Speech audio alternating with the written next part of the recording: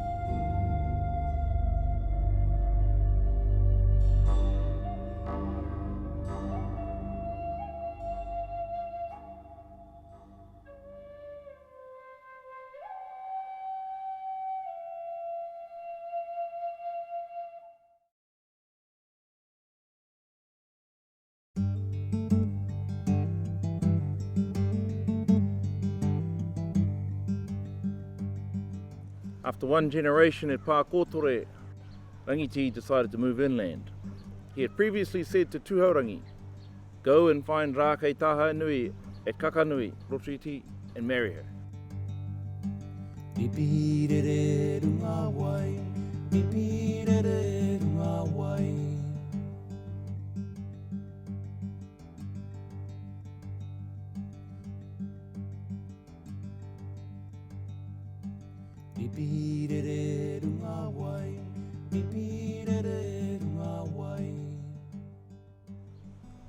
And following his own advice, Rangiti then moved his entire family up the Kaituna River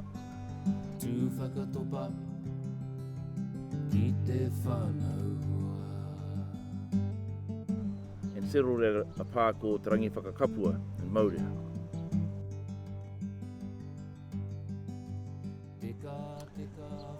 Tūhourangi found that Kakanui wasn't the most defensible pā site, and he shifted over to Ohau-Kākā.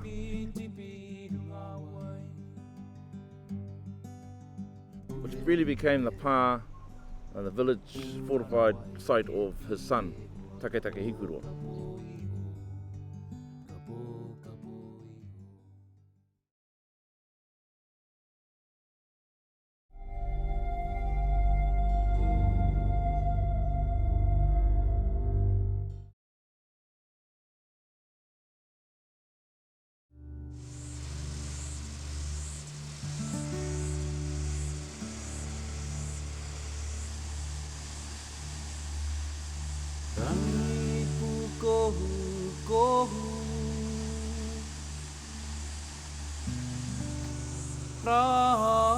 Fiti fiti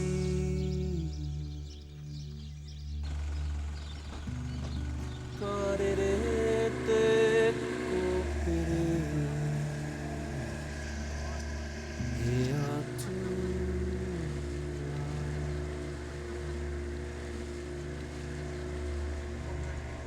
Ua maturu turu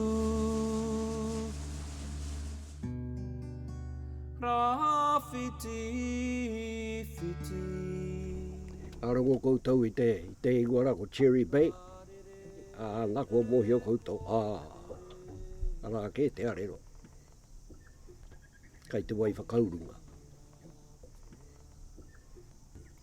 Kai Ohau-Kākā. Whero, whero, karaka.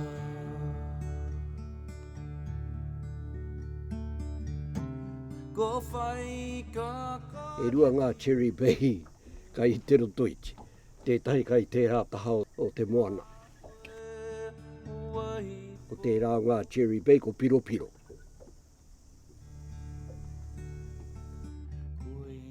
Raupō hara keke here po.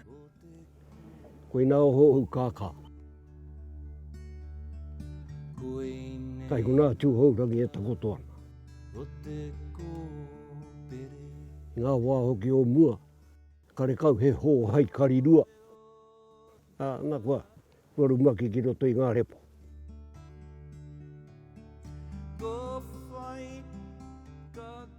Koe nā te takotoranga o Tūhourangi. Ia rā tau I kone. O hou kākā.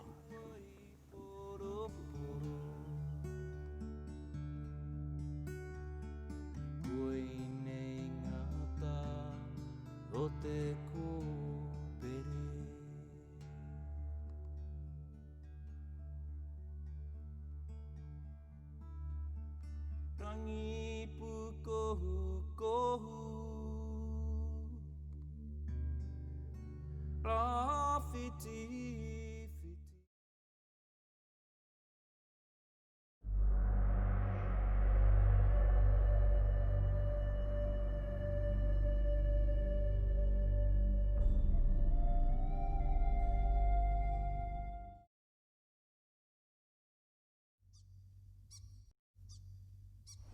The descendants of Taketake Hikuroa, who we today call Tūhourangi, settled from Ohaukaka, the eastern part of Rotoiti, all the way round to Pukeroa,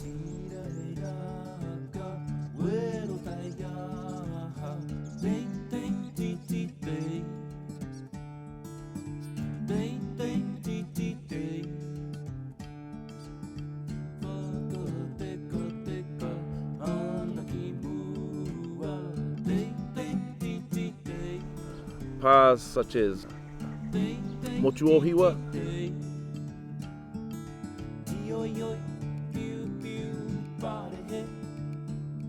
Pukeroa, Kopua Kino,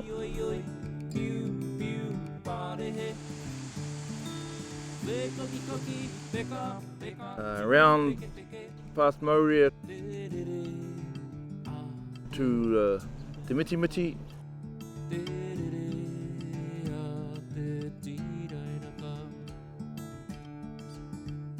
Pungarehu,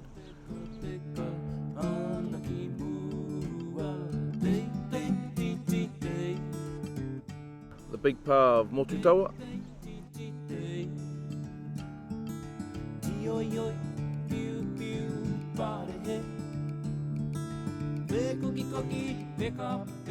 and then further around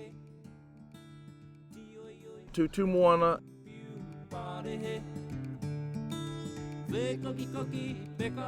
and Paihinahina. So most of the western edge of Rotoiti was settled by Tūhourangi, because at that time Ngāti Pekea were living at Rotoehu and Rotomā.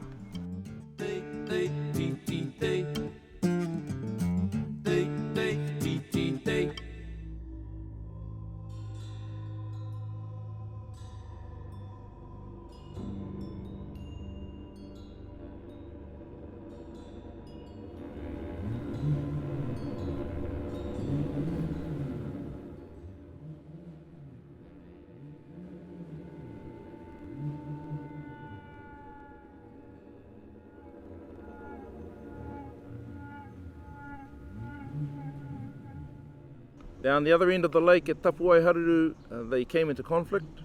The Ngāti Pekea o Tūhourangi came into conflict with each other.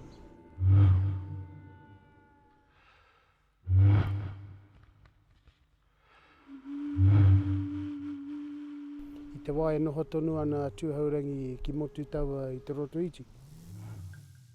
I tukuna e Tūhourangi ana kupenga ki te hika, ki te hi I roto I te moana o Rotoiti.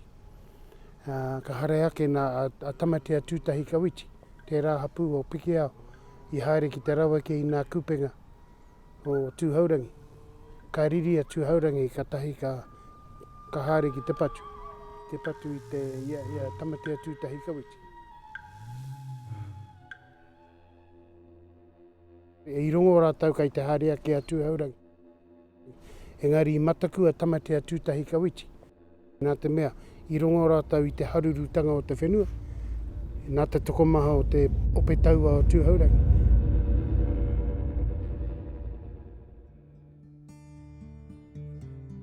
Ana koe rā te tikanga tapu ai haruru.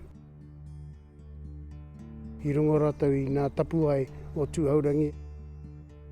Ia haruru ana i runga i te whenua. Oranga whetū i te marae nui a te In the fights that followed, the children of a chief called Te Takinga were killed. In looking to avenge their death, he turned to the coast and he asked his relations of Ngāti Mākeno and Waita to come inland and join his battle. A day was agreed when they would both attack the different various pā sites of Tūhourangi, and they came in two directions. Ngāti Pēkeo came in their canoes across the lake,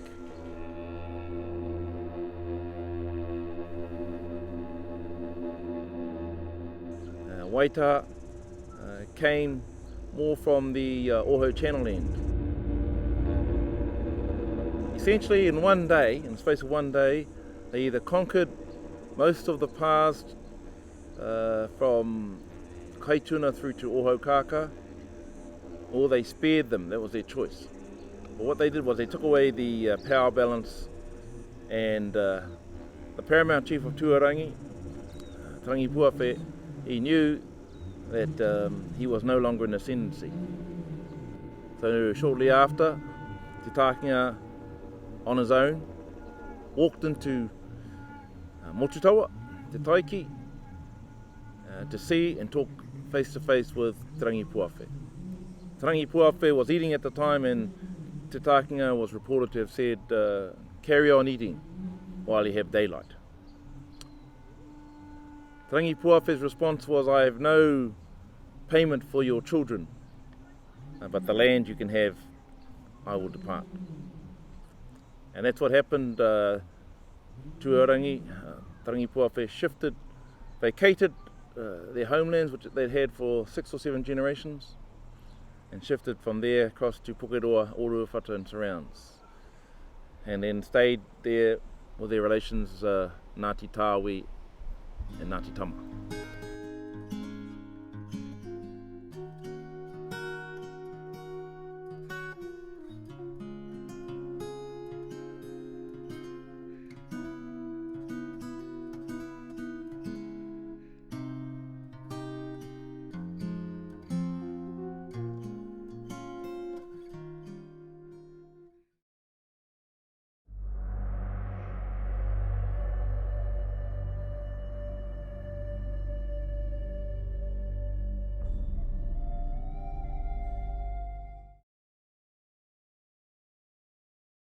In terms of wives, Tūhourangi had 2 wives.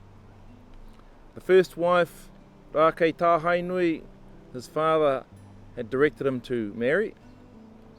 When he said, go inland to Rākei Tāhainui, she was living at the time at Kākānui, and she will give you children, a life sustenance for you.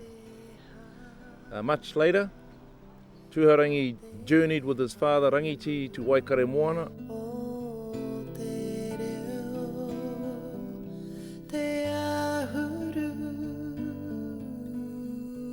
to grieve for a famous chief called Ruapani. And Ruapani was living at Whakarewarewa prior to his death, but he was known as the prestige of Gisborne, of Tūranga.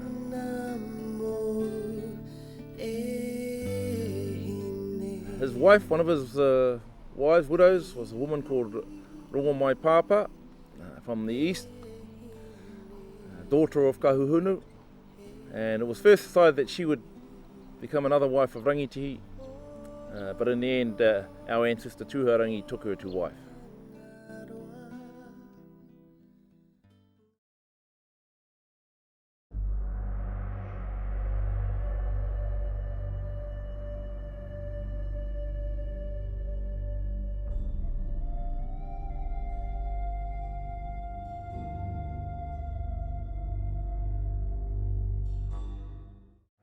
Ia ki ngā kōrero, ko te whakatau ki he matapihi ki te whakaaro te Māori. Tētehi o ngā whakatau ki e pēnei ana. A pū ana roto, kē ana waho. Ka pū ta rūha, ka hao ta rangatahi i runga i te mahi aroha e. Ia ki ngā kōrero, koera tētehi whakamārama e pāna ki tau whakatau ki pū ana roto, ka pū mai ki rotu i āia, engari kē ana i waho. Nā te hanga koro heke haere o te Korero, tērā pē ka kē ana i waho. Ka pū te rūha, ara, tērā tana hanga, ka rūha haere pē te Korero, ka hao ta rangatahi. Ahua ka pū e tērā aroha o te mahi rangatahi i roto i āia.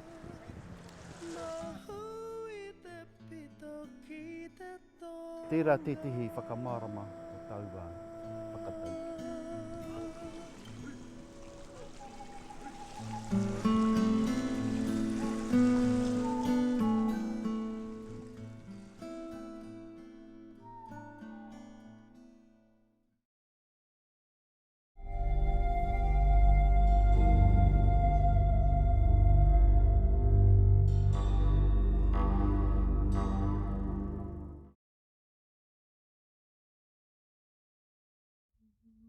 This is the Tūahu o Rangiti, Rangiti's sacred altar.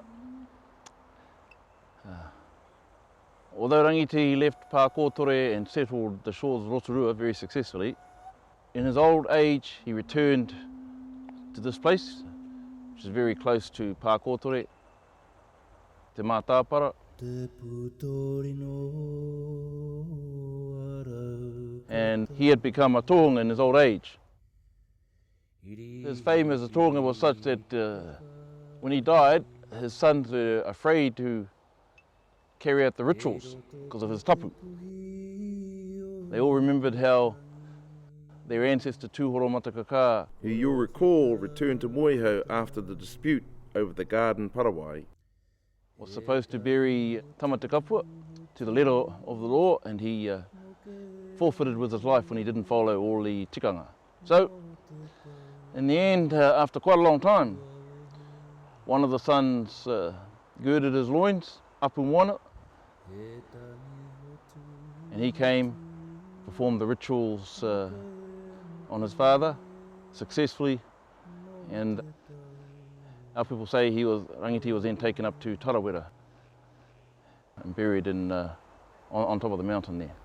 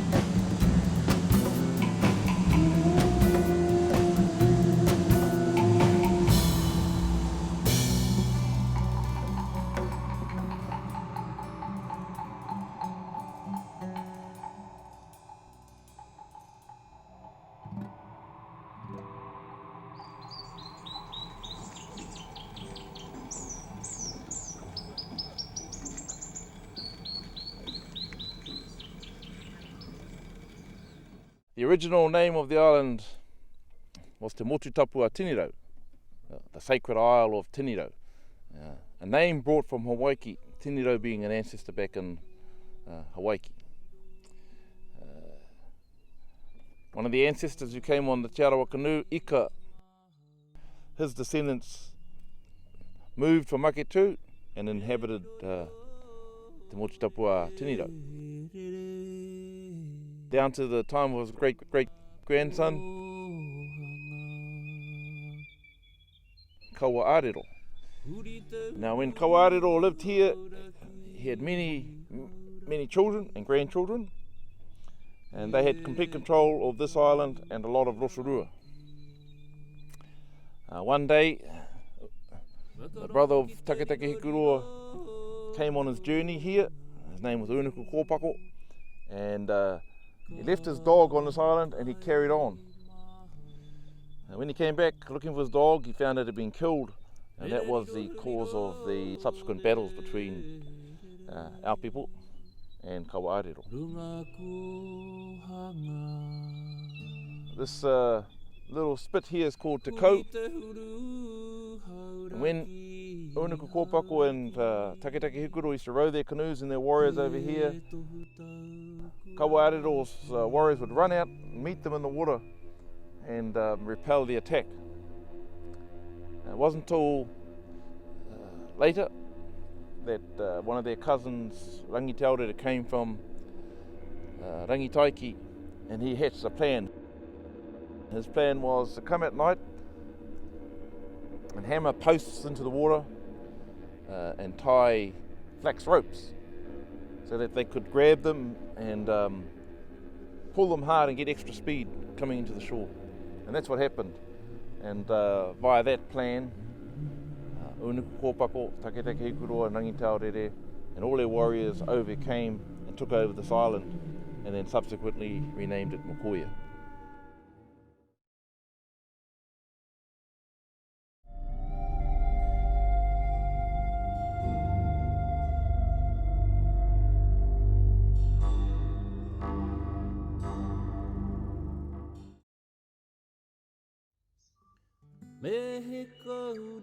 This was the side where Rangi Tarawera lived on.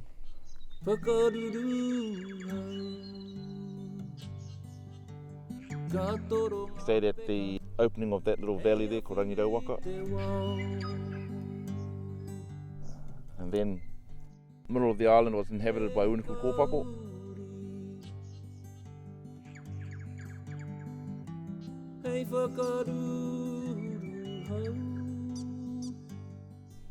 And the far side,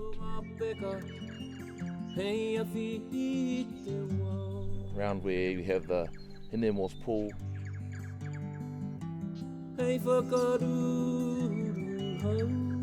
was where our ancestor Taketake Hikuroa lived for a short time before he had a falling out with his brother over a sacred pool.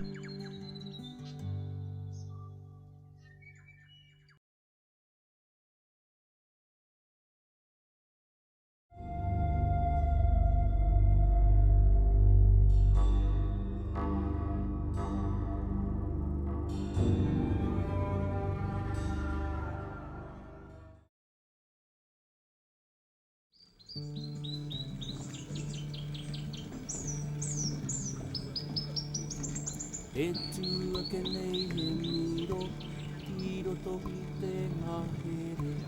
Ka rere mai ko miro miro, ka rere mai ko riro riro. Ka tahi ka rua ngā manu, kei runga i te miro. Ka tahi ka rua, ka rere mai ko kori mako. Ka rere mai koko kako, ka toru ka whanga manu, kei runga i te miro. Ka tahi ka rua, ka toru ka whae. This is it's a pool, somewhat shallow these days, but it fills right up, known as Te Waitapu o Taketake Hikuroa, the sacred waters of Taketake Hikuroa. And it's where the hot water here meets the cold water coming out underneath the ground, and so it's a warm pool. Taketake Hikuroa lived on this side of Mokoia, from Kaiweka through here, and he had reserved this pool as a bath for himself.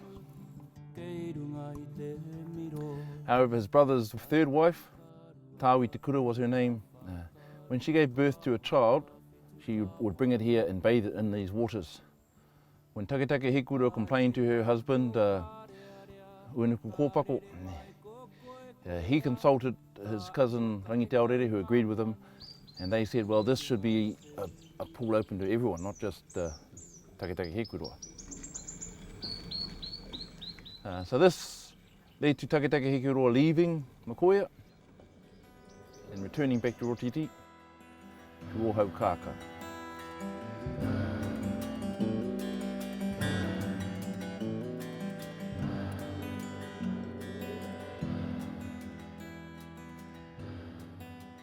And the baby was named after this pool. The baby was named Te Waitapu, which is Te Waitapu o Taketake Hikuro.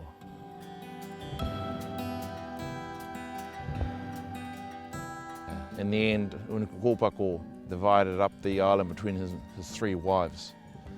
He gave one segment to Tāwera, his favourite wife, and then the two sisters, Hinepito and Rangi Whakapiri, he divided the rest of the island into thirds for them.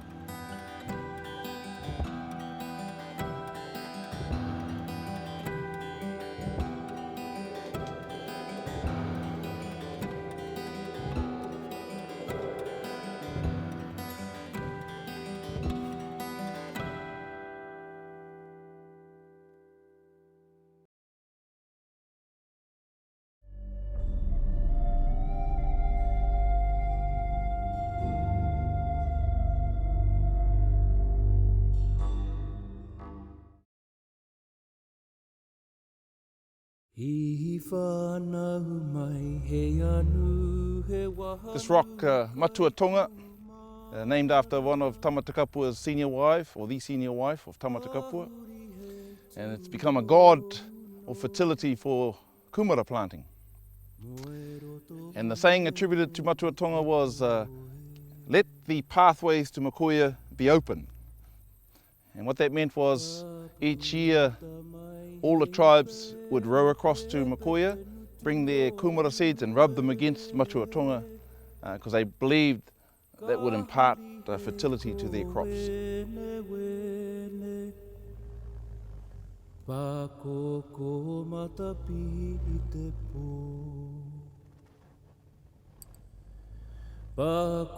ko mai ko wene kia pa ki te rama marama. Pakawe tohia te rama, kua mutu tāna pakoko.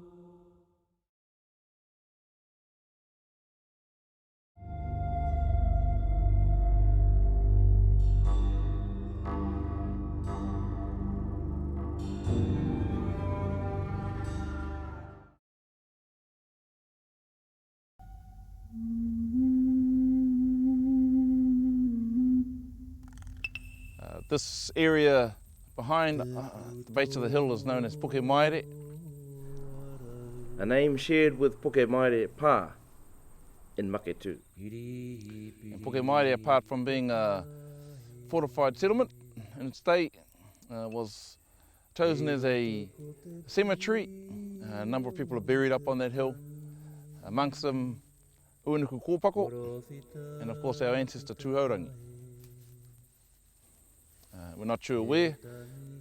When Governor Gray came to Rotorua and to Mokoia in particular, he asked to be shown the bones of Tūhourangi, because Tūhourangi was famed for his height, being a very, very tall, extraordinarily tall person.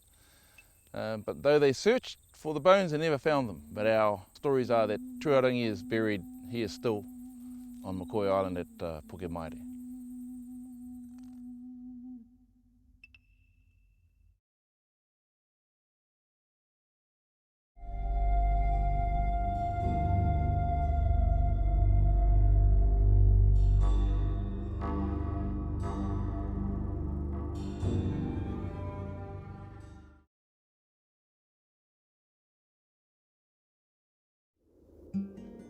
Tūhourangi's descendants had settled Rotoiti with his son Taketake Hikurua settling at Oahu-Kaka. His grandson, Tūhourangi, settled upon the Kaituna River.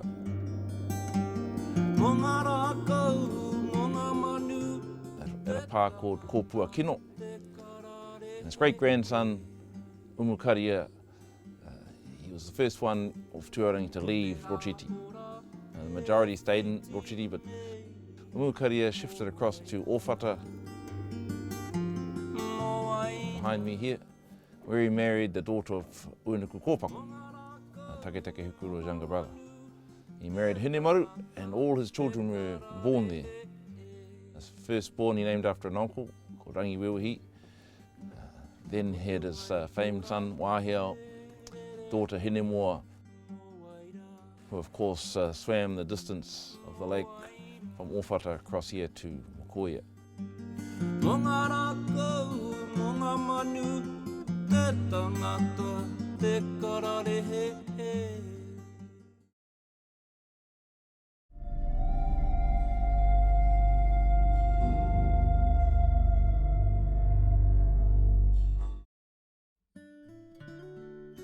This is Ōwhata, now the home of Ngāti Te Rotoiti, and previously it was first inhabited by Kawatapuarangi, the ancestor of Ngāti Pukeroa, and when he left, Unuku Kōpako controlled right around here.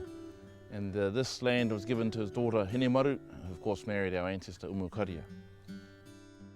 And on the other side of the church there, the Anglican church there, is the famous rock Iri Iri Kapua, where Hinemoa sat and listened to Tūtanikai and Tiki, playing to her at night, and unable to launch any of the canoes, she came down with calabashes and swam across to Mokoia.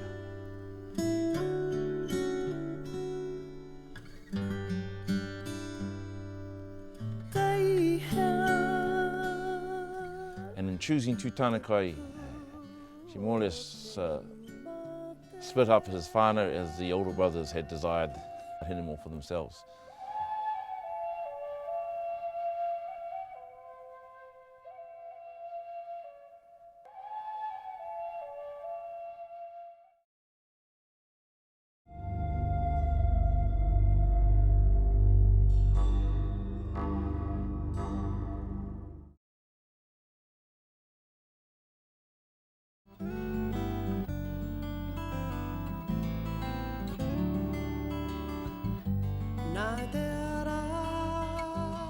Eventually, Whare, when he grew to manhood, established his own pā called Te Uenga, which sits above the Ōhau Channel at the eastern end of Lake Rotorua.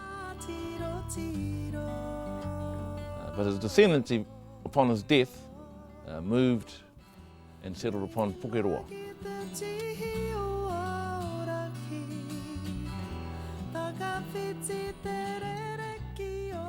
We now call it Hospital Hill.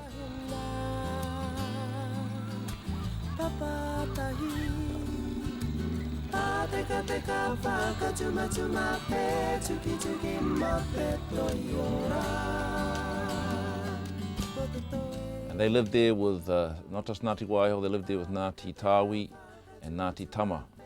Ngāti Tama essentially today have become absorbed into Ngāti Waiho. We don't acknowledge them anymore as a hapu.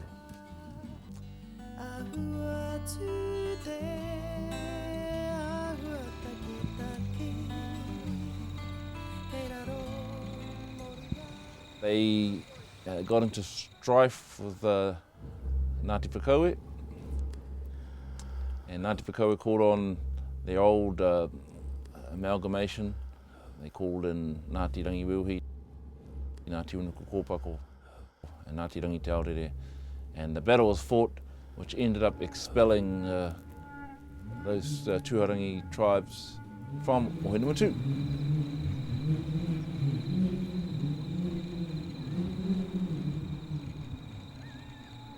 They shifted first to Whakarewarewa.